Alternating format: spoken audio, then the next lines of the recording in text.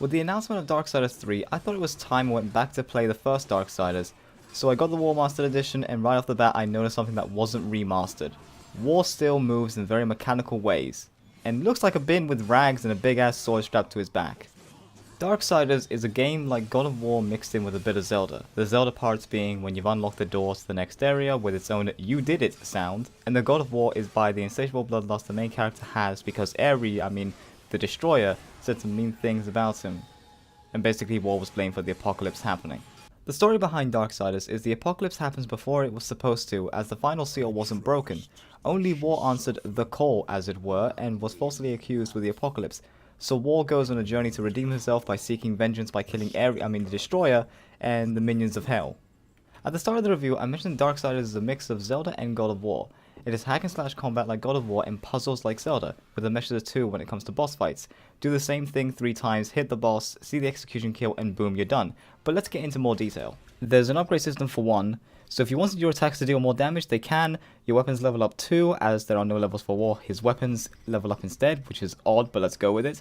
There are also enhancements you can give your weapons, which can improve War's utility, such as the environmental objects he throws at enemies deal more damage, passive wrath generation, or even show on your minimap where chests are. And with that, let's move over to the abilities, because I said Wrath, which is his version of mana.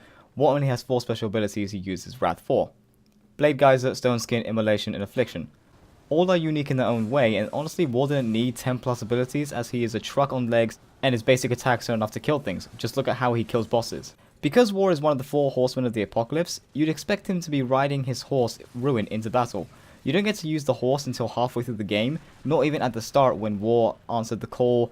Ruin was nowhere to be seen, at least not the horse. New York was kinda getting destroyed by angels and demons, but no horse.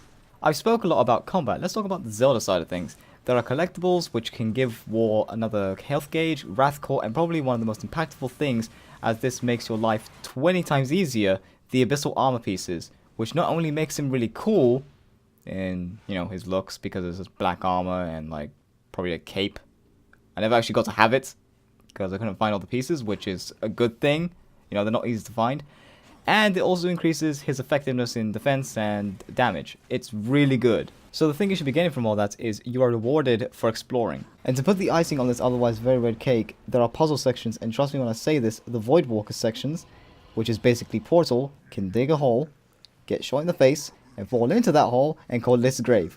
By far the worst section in the entire game.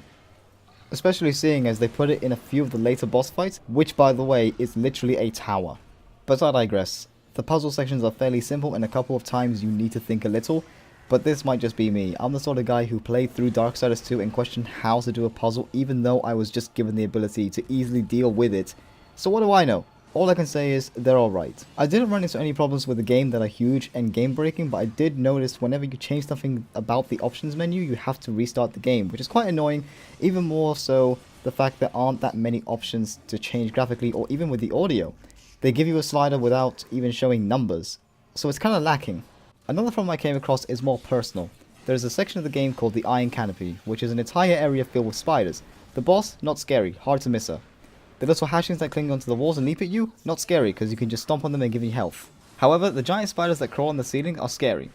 One of them scared me so much in fact that I went off the game and watched a small video on that particular spider to make sure he wouldn't leap at me from underneath, because you're walking on webs, and at that point, for all I know, it could have lunged at me.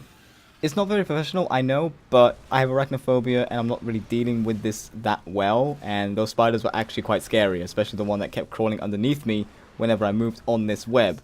That was creepy as fuck.